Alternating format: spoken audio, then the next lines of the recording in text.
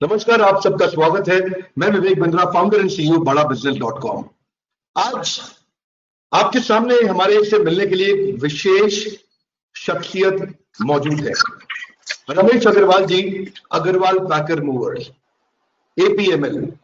Agarwal Packers Movers Limited किसी introduction का मोहताज नहीं है, पर फिर भी मैं क्विकली आपको शेयर करूंगा।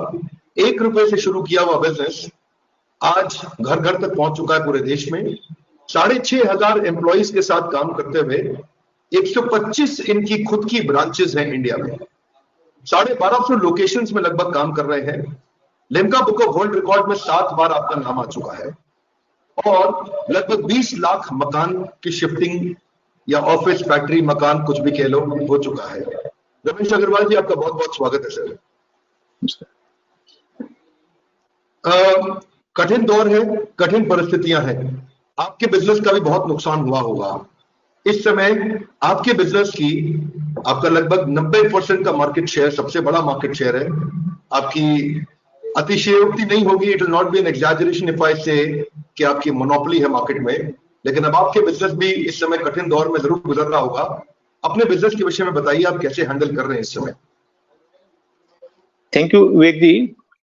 इनफैक्ट जिस तरह से 24 तारीख को एक तरह से लॉकआउट का जो हमारे को आदेश मिला भारत सरकार की माननीय प्रधानमंत्री जी से कि सब बंद करना है, तो पहले सोच ही नहीं कर, क्योंकि आज तक कभी जिंदगी में कभी देखा नहीं। मैं 58 साल की उम्र हो गई कि वो होता क्या है लॉकडाउन।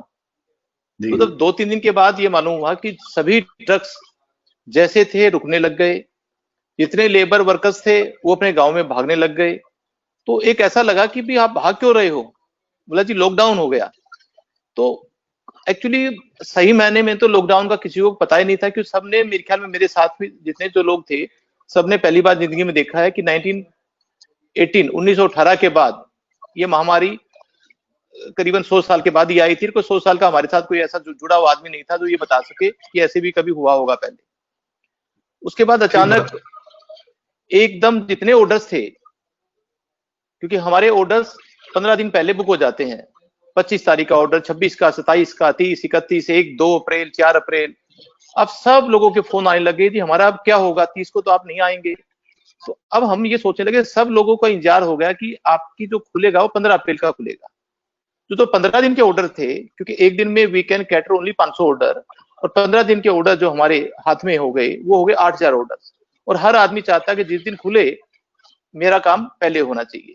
तो 8,000 की तो कैपेसिटी है नहीं। तो वो एक ऐसे चिंता का विषय बन गया कि सारे ऑर्डर हम किस तरह से कैटर करें। एक ये था।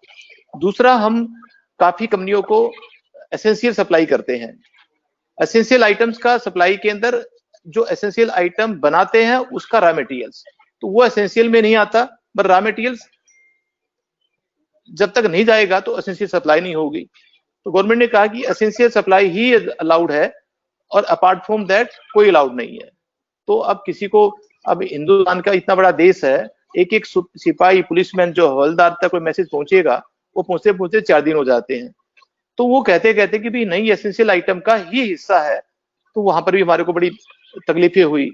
ड्राइवरों के पूरे देश से फोन आने लग गए, पूरे 135 हमारे ऑफिस से, कि सर हमारे पास भोजन नहीं है, हमारे को यहाँ रोक लिया। तो इमीडिएटली हमने जो एक कंट्रोल रूम था हमारा, उसमें पूरी टीम को घर बैठे बैठे सेटअप कर लिया। इट टुक 3 डेज, तो 2-2.5-3 दिन के अंदर। और वो कंट्रोल रूम के अंदर इतना बढ़िया हो गया कि किसी को भी कोई तकलीफ हो तो हर तकलीफ एक जगह पर डाल दो, रादर देन रिप्लाइंग डिफरेंटली।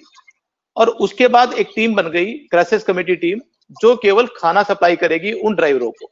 दूसरी टीम खाना सप्लाई करेगी उन हमारे वर्कर्स को जो फील्ड के अंदर फंसे हुए हैं। तो 3 टीम ने काम किया। किसी जगह पर राशन की जरूरत थी, जो फैमिली के साथ रहते थे उनको राशन दिया गया। किसी जगह पर जो कुछ भी अकेले थे उनको भोजन दिया गया। और किसी को कुछ अपने जगह से दूसरी जगह पर पहुंचने का एक साधन करना था, उनको पहुंचाया गया। हमने सुना है कि आप एक हाइजीन ट्रांसपोर्ट सर्विस लॉन्च करने जा रहे हैं, इसके बारे में कुछ बताइए।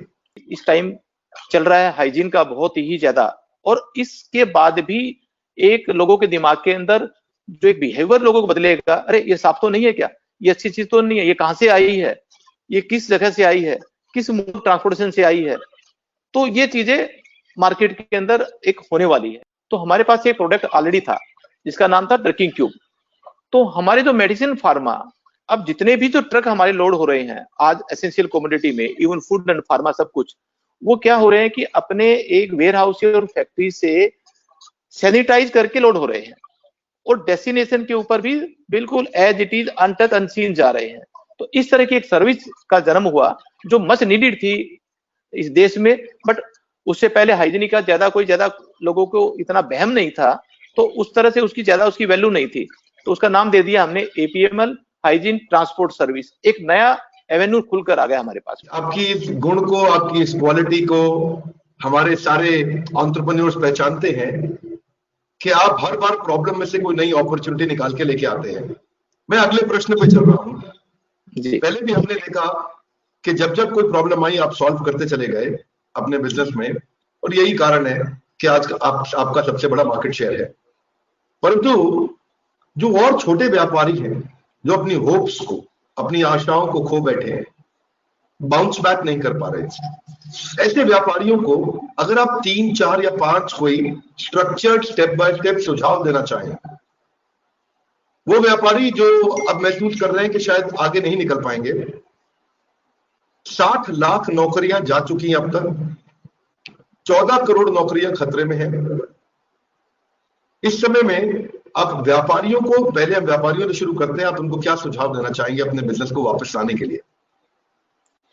एक बहुत पहले का जमाना था, आज से यदि हम सतयुग की बात करें, जिस महाराजा अग्रसेन जब उसका राज था, तो उन्होंने एक कहावत कही थी कि एक यदि व्यापारी अच्छी तरह से सक्षम है तो उस व्यापारी को दूसरे को खड़ा करना चाहिए। तो आज वो जो नॉन कम्पीट क्लास का जो जमाना है वो खत्म हो गया। इस कोरोना, पोस्ट कोरोना, अब कई बार कहते हैं ना कि अपनी इतने साल पहले ऐसा होता था, तो अब हम भूल जाए कोरोना से पहले क्या होता था, कोरोना के बाद क्या होगा। ये सब कुछ बहुत चीज बदलेगी, लोगों के बिहेवियर बदल जाएंगे, लोगों के एक दूसरे को सहायता करने के नजरिए बदल जाएंगे। तो हमारे को सबसे पहले व्यापारियों में आपस में ये होना चाहिए कि सबके सोर्सेज है, किसी के पास कुछ स्ट्रेंथ है, किसी के पास कुछ स्ट्रेंथ है, किसी के पास कुछ स्ट्रेंथ है। हम ट्रांसपोर्टों के अंदर 4-5 व्यापारी आपस में मिले, उन्होंने आपस में एक का सोर्सेज से बात की कि भी मेरे पास वेयर हाउस है, मेरे पास ऑफिस है, मेरे पास ट्रक है, मेरे पास मैन पावर है, तो मैं मेरी मैन पावर 100% कैसे यूटिलाइज करूं ताकि उनको निकालना भी ना पड़े और मेरा काम भी चले।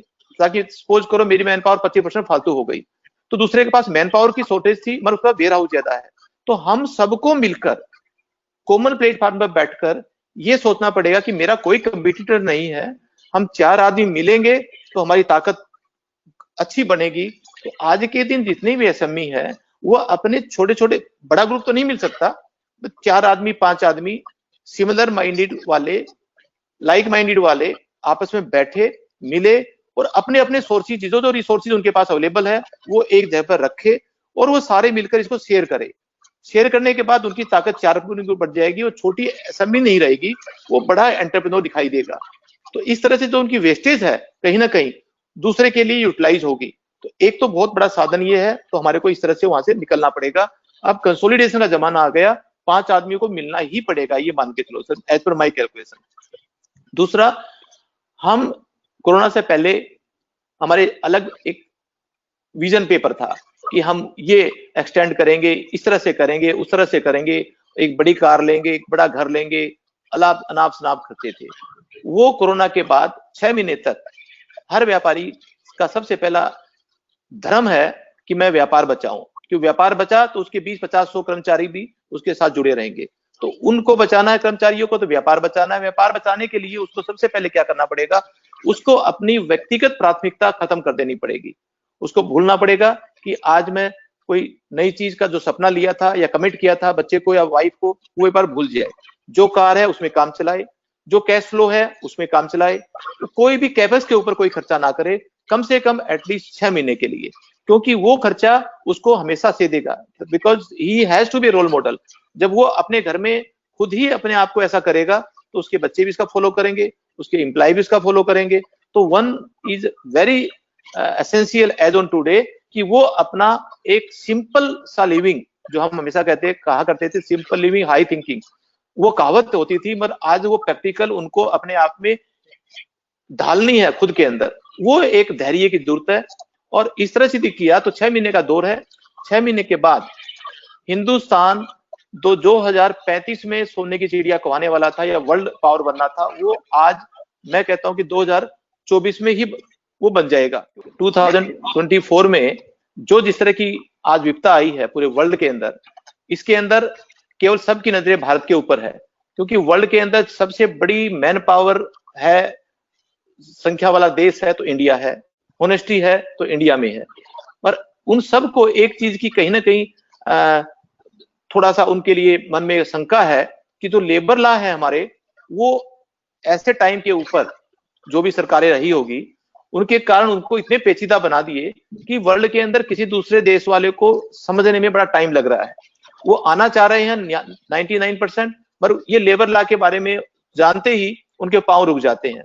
तो ऐसे मौके पर हमारी भारत सरकार इसको फ्लेक्सिबल बनाएगी, और ये देखती हुई, बड़ी पिक्चर देखते हुए, क्योंकि जब 8-9 करोड़ रुपए आदमी का जब आप बता रहे हैं कि भी नौकरी जाने वाली है, लाखों में चली गई, तो सरकार की प्राथमिकता है कि इनकी नौकरी कैसे बचे। ये जब बच पाएगी जब 2000 कंपनियां जो आंखें गड़ाकर बैठी है कि मेरे प्रोडक्शन के लिए मैं इंडिया में ही आऊंगी, और वियतनाम छोटा सा कंट्री है, मान लो उनको प्राथमिकता दी, थाईलैंड, वियतनाम, पर इंडिया से बड़ी कोई मैन पावर है नहीं, इंडिया से बड़ा कोई ट्रस्टवर्दी कोई कंट्री है नहीं।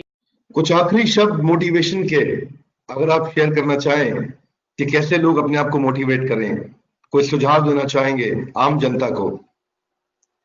इसमें तो एक अपने को ये समझना है कि पूरी जनता, पूरे देश को की एक अपॉर्चुनिटी है, जो हमने कभी सोचा भी नहीं था कि 2035 तक हिंदुस्तान विश्व गुरु बनेगा।